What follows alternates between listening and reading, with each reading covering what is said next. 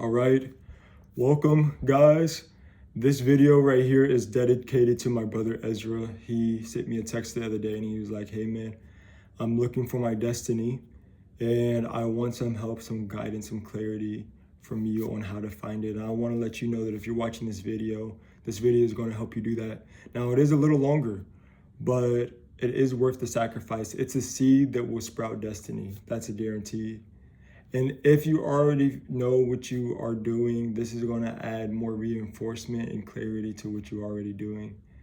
And so with that being said, we are going to get started. Now, what we're going to do at the beginning is ask questions, because the reality is that you probably know more about your destiny than you actually think you do. But you don't know that you know so much about it because you've miscategorized the information and experiences that would lead to destiny. And so that's why we're going to ask some questions and take some time. And we are literally going to take some time on this video. I am willing to go through the slower pace with people because people are worth it.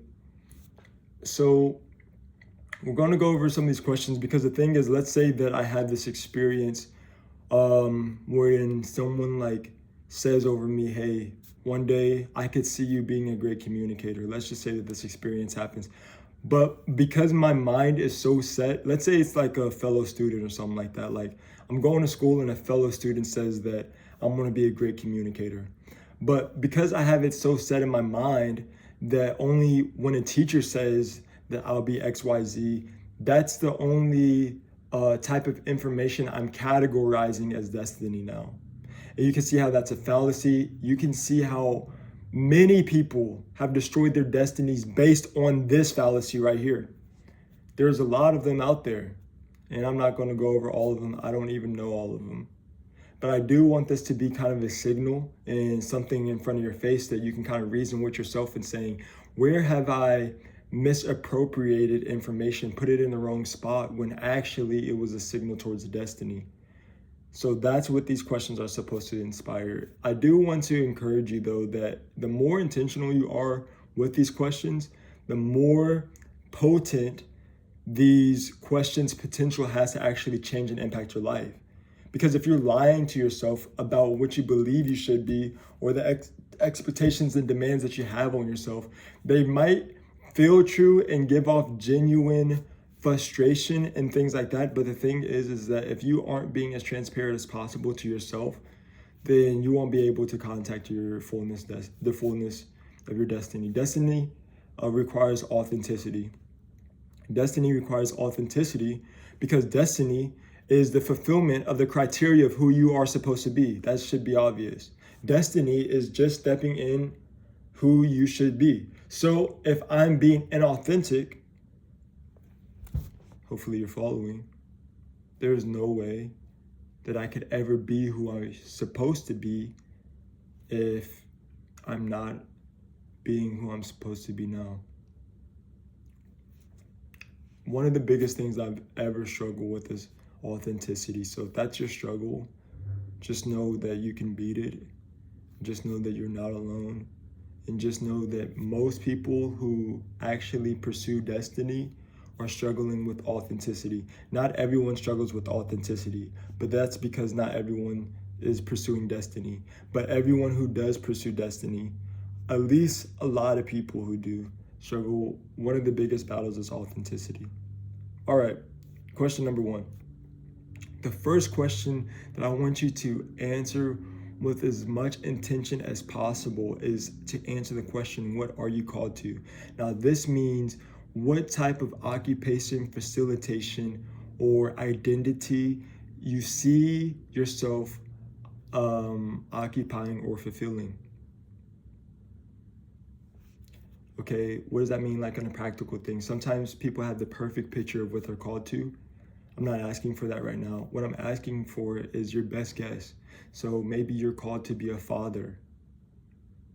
That's something that you want in life, you're called to that. Maybe you want to be a wife. If that's something that you're called to or want in life, and you're female, then you're called to it. Let's say that you want to teach people. I'm talking about even very fundamentally. You could go all the way and say, I am called to be an entrepreneur, or you could say, I am called to create, and things like that. So that's our first question.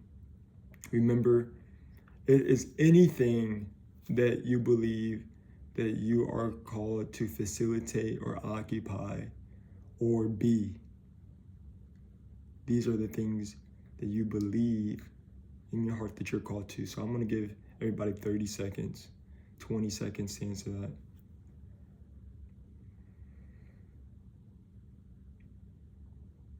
Thank you, Jesus.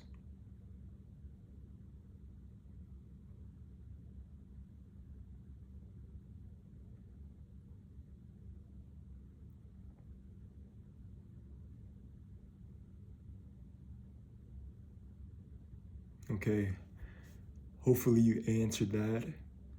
The second question is, what places have you ended up in life multiple times, or things that are constantly spoken over you in prophecy? Okay, so this video really is for everybody, but when I talk about prophecy, I'm specifically talking about Christianity and what you believe that God has spoken over your life.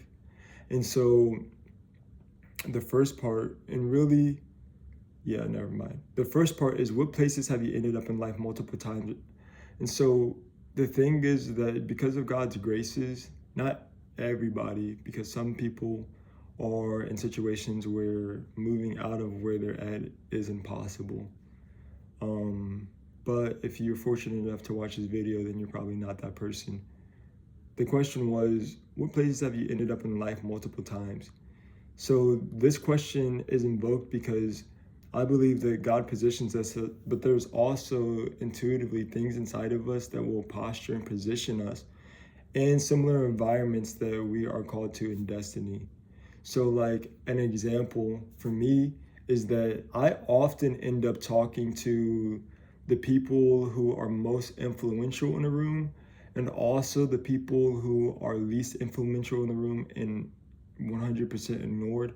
And there isn't often any in between as far as intensity. The people who are most influential in the room, leaders,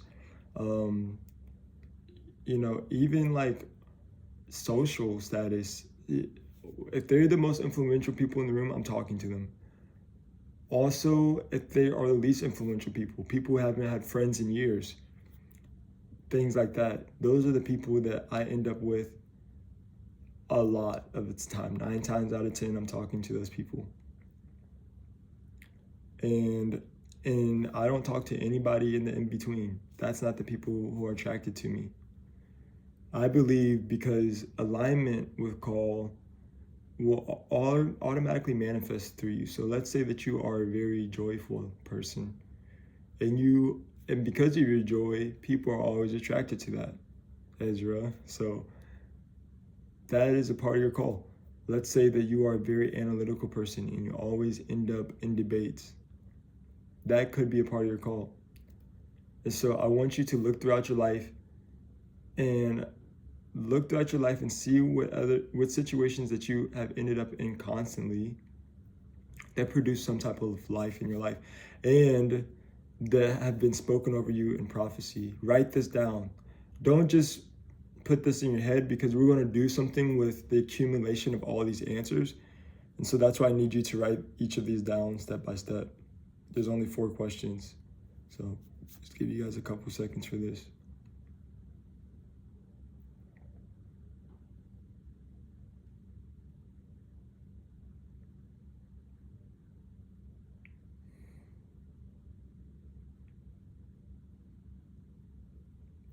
Okay, question number 3. And this one, like all of them, the more pure you keep them, the more you're going to get out of it. So I want you to close your eyes right now and imagine that you are doing your favorite thing as a kid. What are you doing as a kid? Maybe it's Legos, maybe it's climbing trees, maybe it's learning, maybe it's, talking. What is your favorite thing to do? that's partially symbolic of identity in itself. But we're going to take it a little deeper. I want you to close your eyes and imagine this. While you are doing that, and God, we just invite you, Lord, into this room, that imagine that Jesus is doing that thing with you and he talks to you. And what does he talk to you about? Imagine this. And what does he call you? And God, I pray that you block the voice of the enemy in Jesus' mighty name, God. And that you will allow us to hear you clearly in Jesus' mighty name.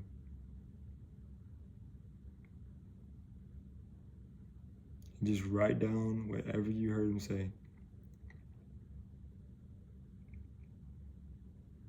Amen.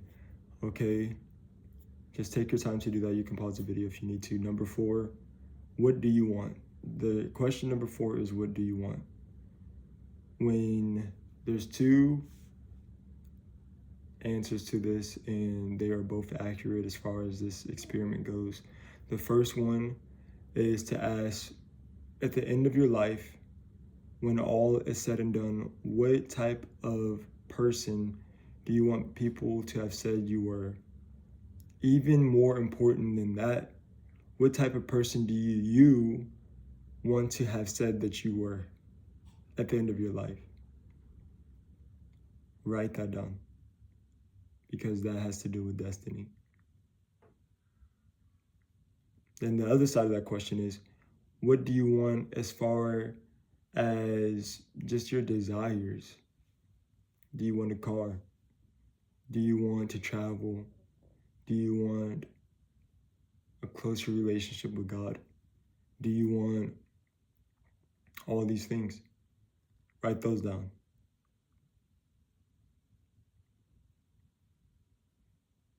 Just give a couple seconds for that.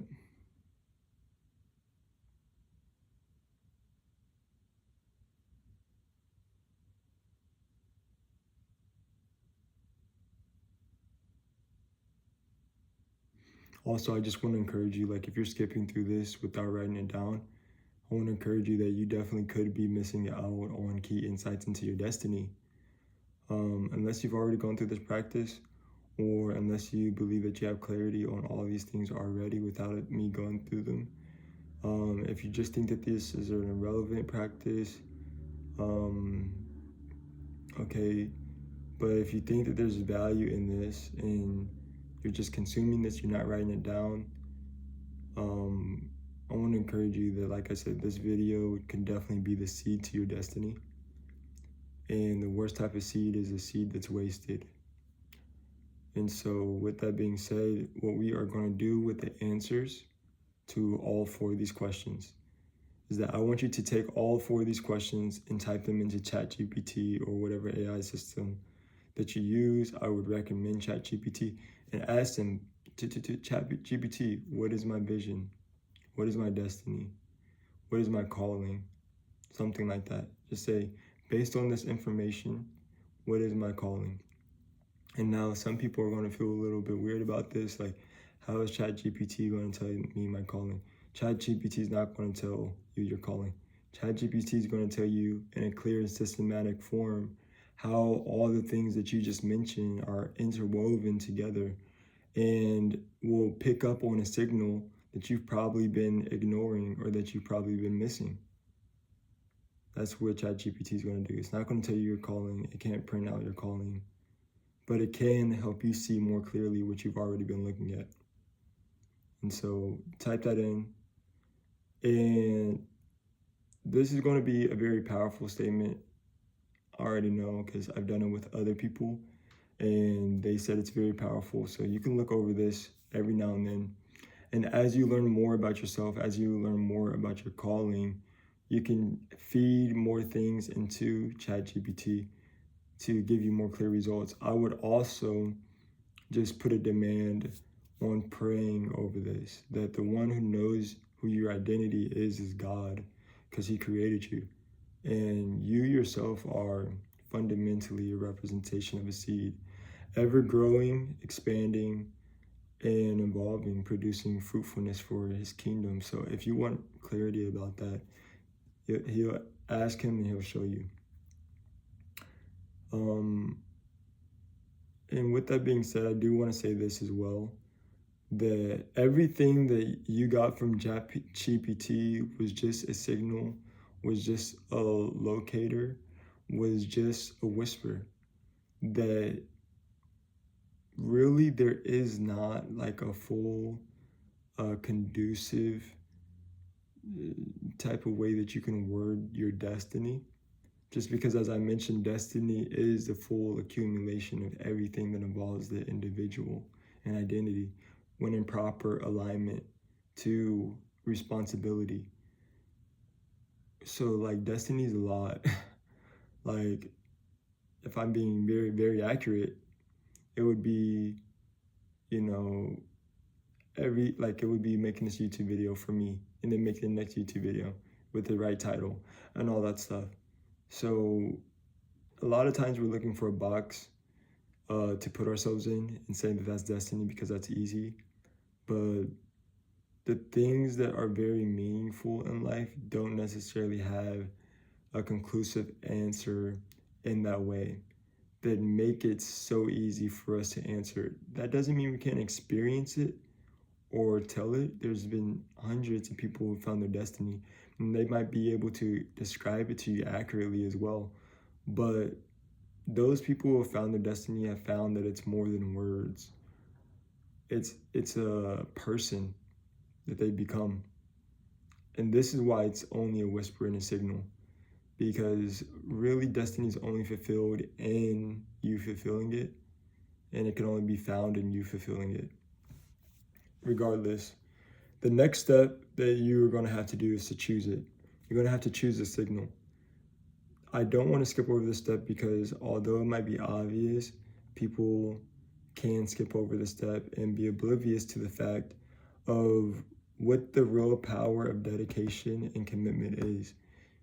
Just because you know your destiny doesn't mean that you will fulfill it, or doesn't mean that you will choose it.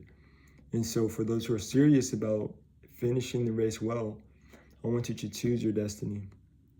I want you to say, yes, I believe that these things are correct about me, and today I choose to move forward with them, not looking back, or I'm setting myself to no longer do the same type of practices that I did before. At least the practices that are directly contrary to the things that are listed here. That doesn't mean that you are perfect, or that even that you have to start off perfect. That means that you are going to try very hard, though, to be exceptional. So now that we got done with the first part, like I said, this is going to be a long video. It's going to be very powerful. I do want to address some misconceptions about destiny. Number one, that you only have one destiny. The truth is that you don't only have one destiny. Like I mentioned before, destiny is not a box to check. And the reason why you don't have one destiny is because your identity can't be fit into a box, not conclusively. So like I mentioned, let's say that you are a father.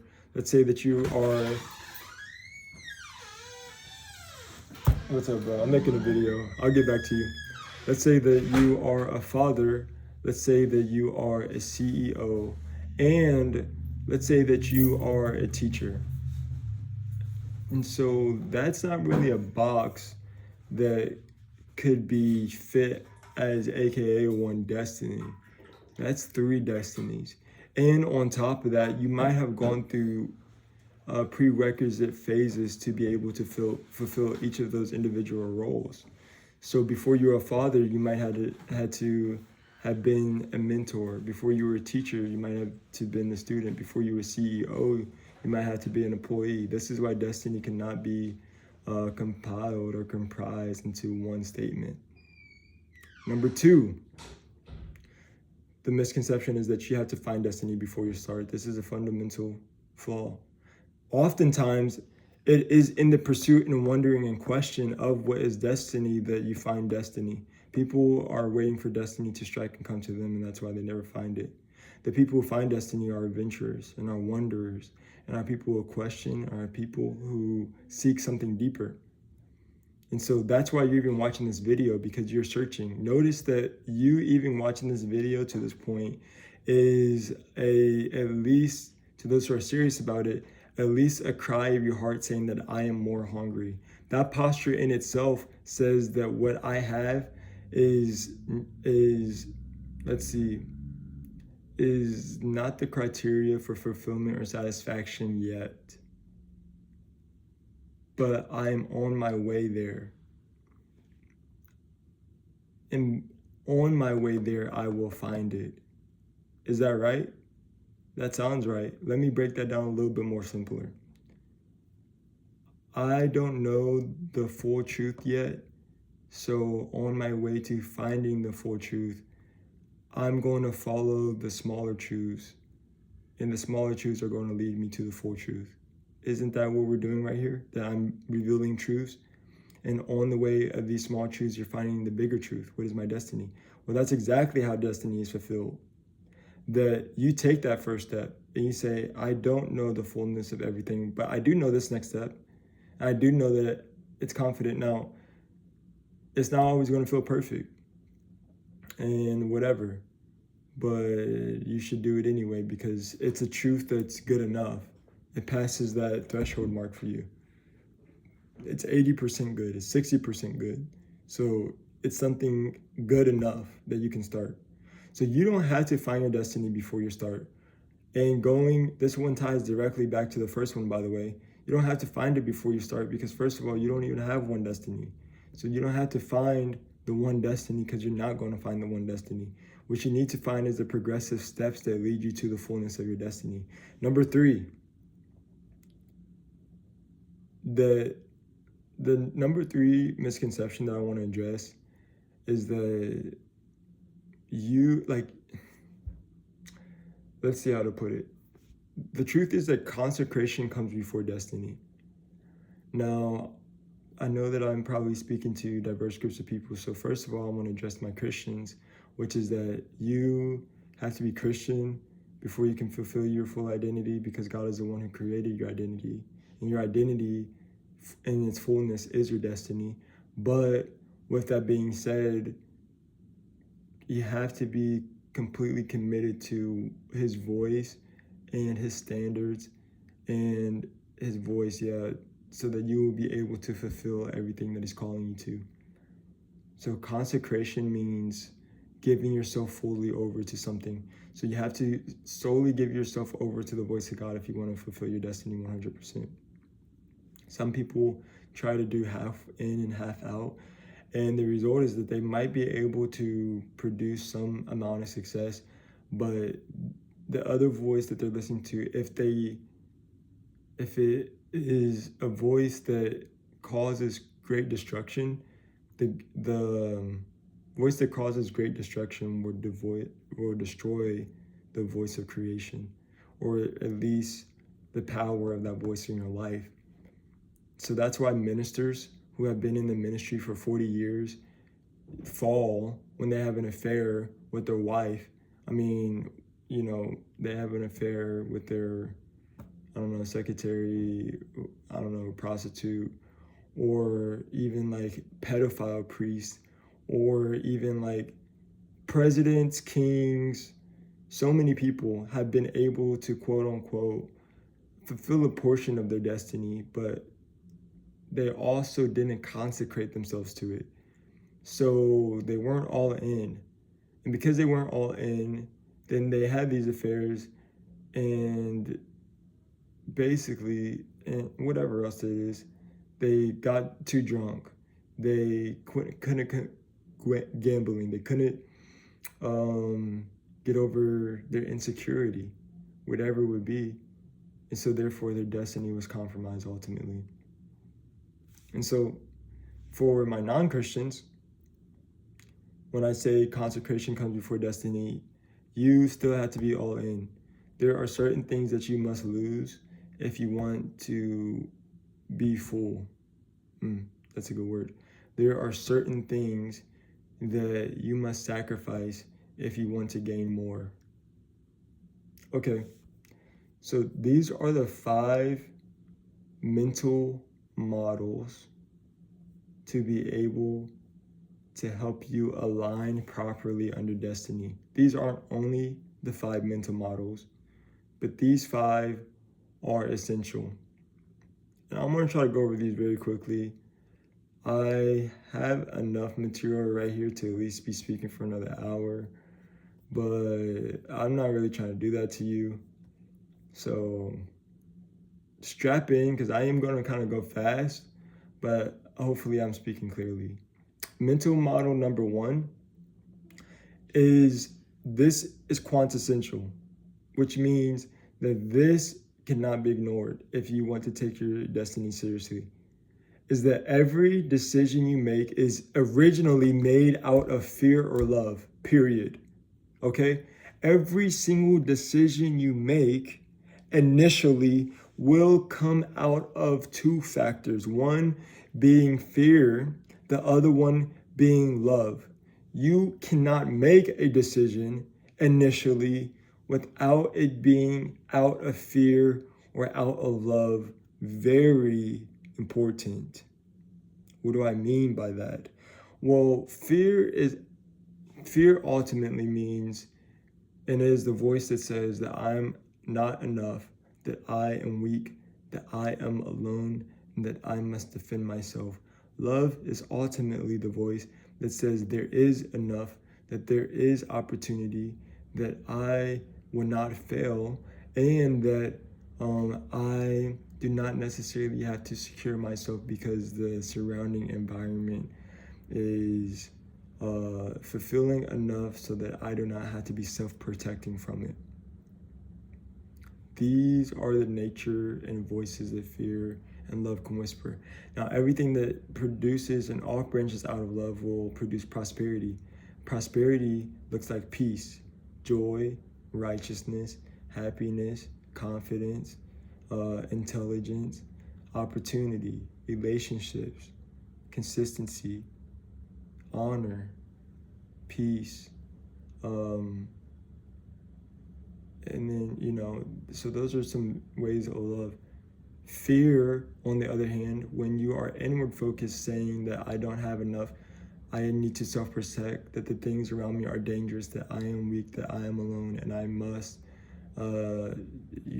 grab things. It says things like, I am insecure, I am not worthy, I am depressed, depression, anxiety, fear, confusion, even apathy can at least be a sign of ignorance. Apathy, self-harm, all these things come from the original root of fear. And so the reason why this is so important, and the reason why I emphasize it as I did, is because when you go to because of humans and how emotional we are, we associate everything with an emotion in its most fundamental and primal state. That doesn't mean that you're doing it every single time, but it does mean that initially when it is set up, it's set up with the context of the emotion initially.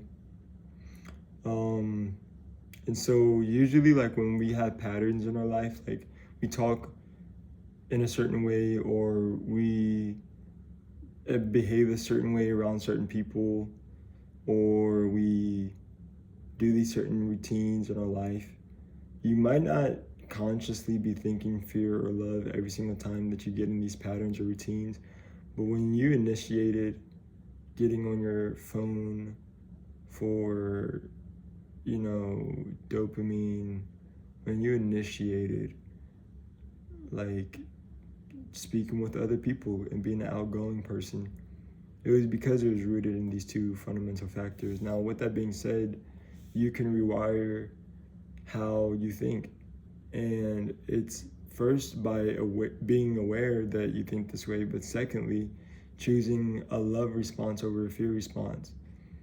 A very practical way is saying, I love myself in this situation, or saying, I'm going to choose peace hope, joy, happiness, things like that, instead of fear in the situation.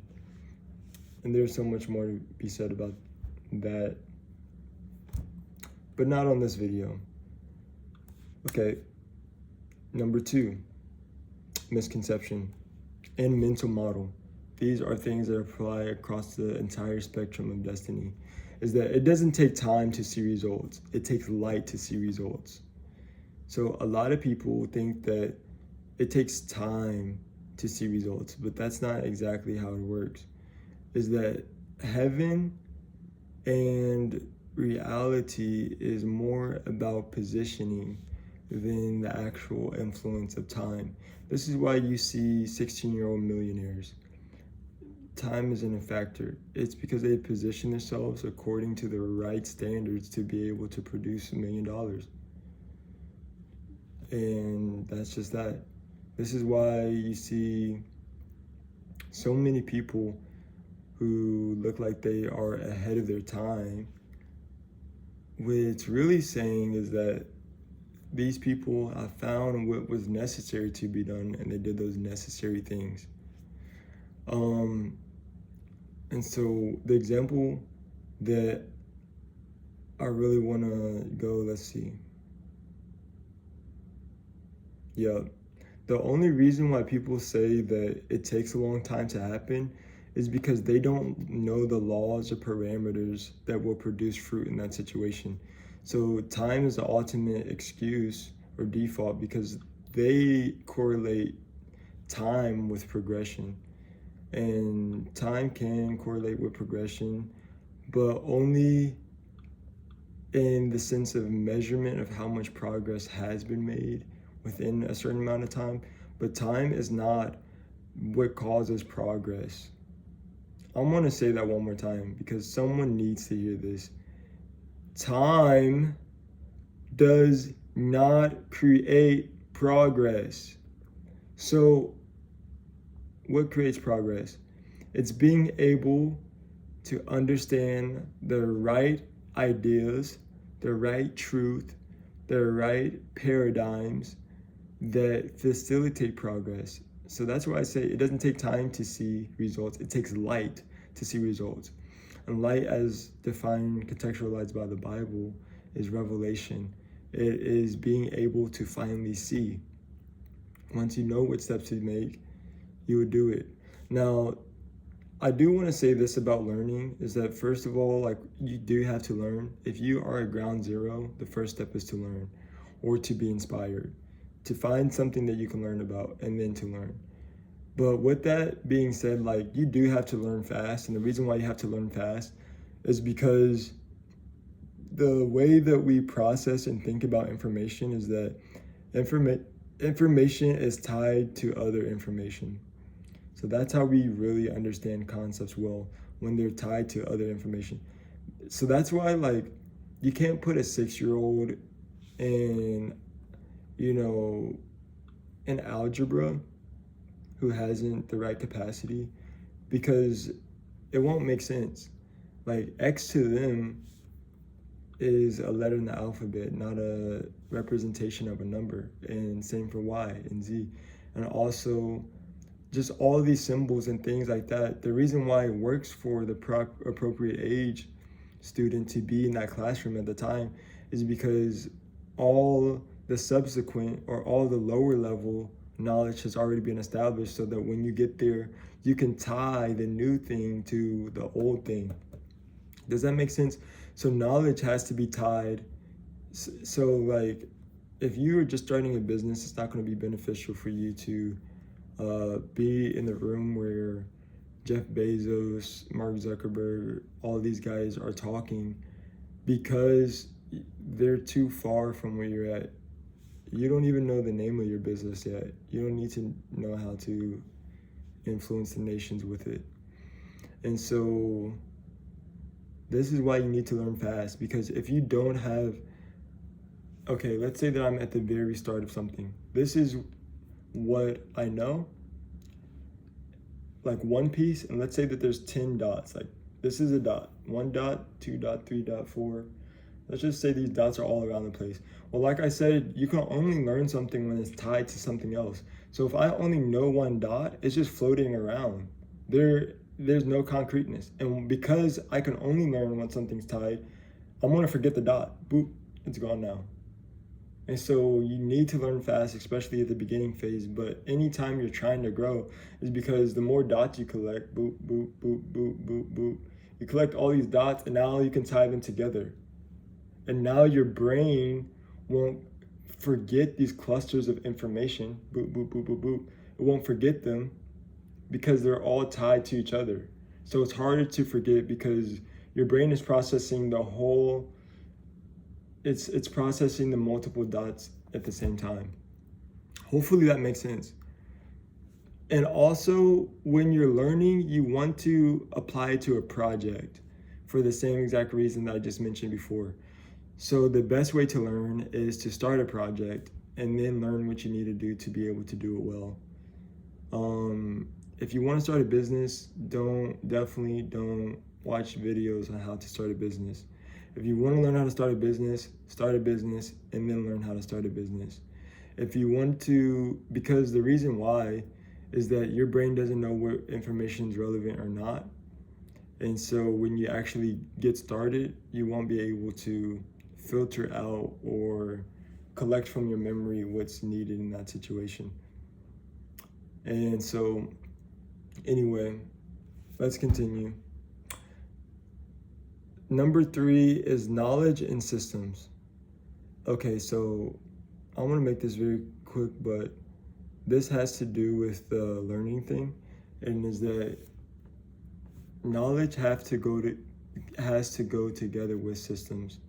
So you have to know what to do, but you have to make systems to make it easier to do those things. People who don't have systems are very anxious people. The more clear your systems are, the farther you can go. That's why people have like daily routines. It's because they don't want to be anxious. People have daily routines so they'll be able to do more, not because not necessarily to do less. The reason why jobs have SOP or standard operating procedures or a systematic way of doing things is so that they can do more. Because if you don't have a system, you're going to be chaotically making decisions, and it's probably going to be inaccurate. And so what you need to do is to be able to tie systems to every single area of your life that you want to see growth in. If you want to see growth in your family, tie systems to it. If you want to see growth in your business, tie systems to it. If you want to see growth in your relationship with God, tie systems to it. What are systems? It is a procedural steps, and it's step by step to receive a certain result. Now, systems can change over time, and they should be changing over time if you're producing enough results and if you're learning. Let's see. Number 4, understanding your why. Understanding your why. If you don't understand why you would do something, you don't know why you should do it. It's pretty simple. If you don't know why you should do something, then you're not going to know why you should do something.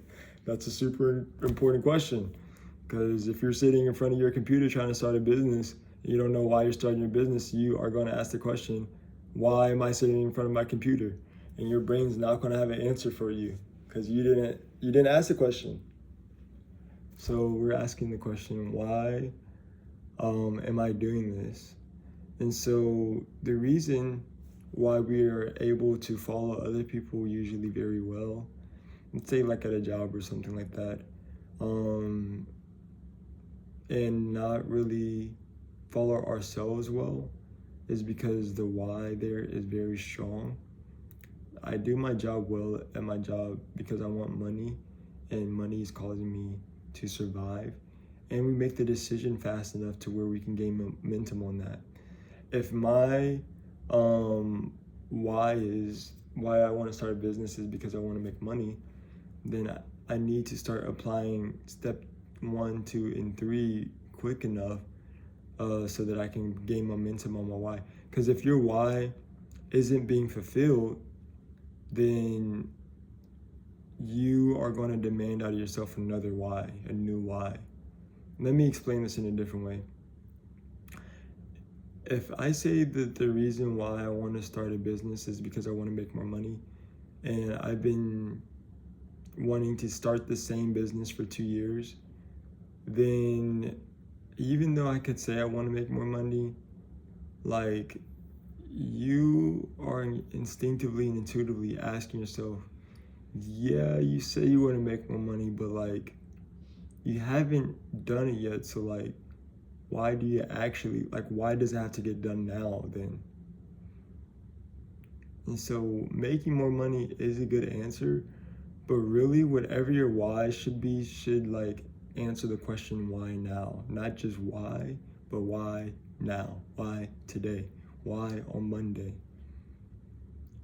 And so the more accurately you're able to answer this question, the more you'll be able, the farther you'll be able to go. The fewer goals that you have, the more accuracy that you'll have, and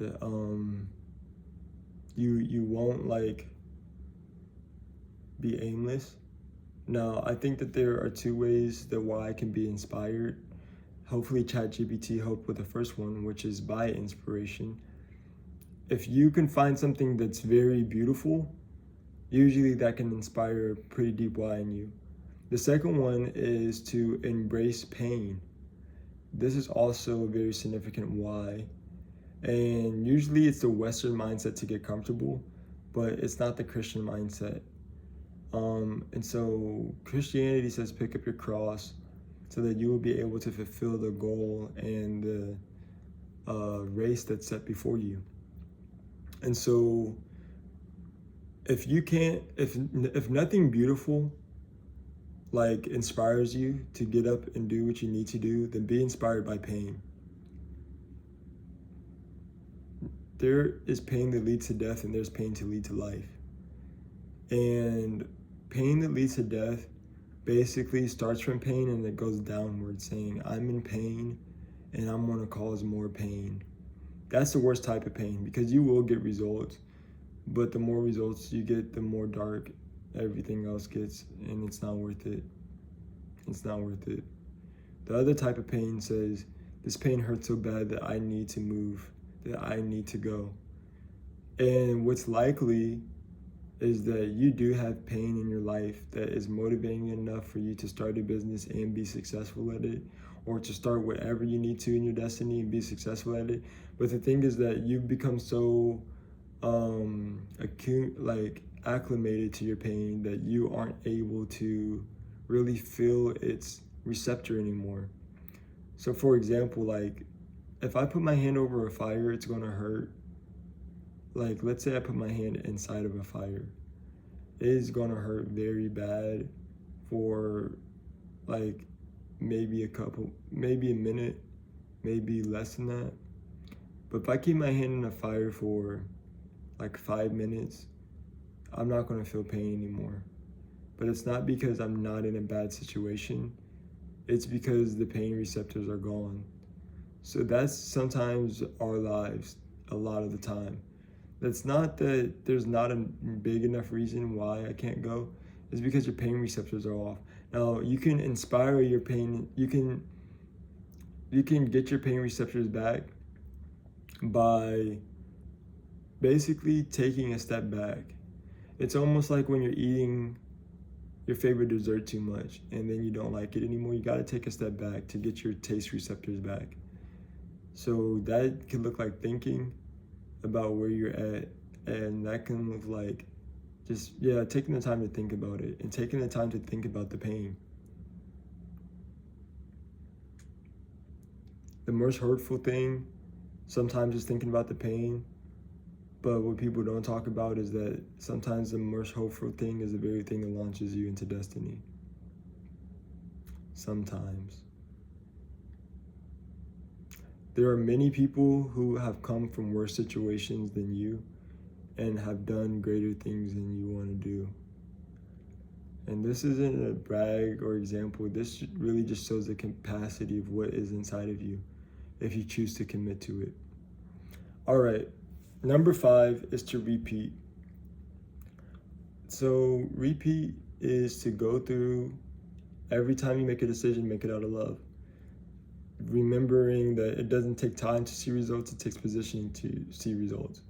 And that every time you get new knowledge, you should tie it to systems. And also that you should always focus and understand your why. So as you repeat these and recognize that your biggest advantage will always be the now, that's really important. Your biggest advantage is always now, like right now. Your biggest advantage is right now. And so you have to repeat everything that's below.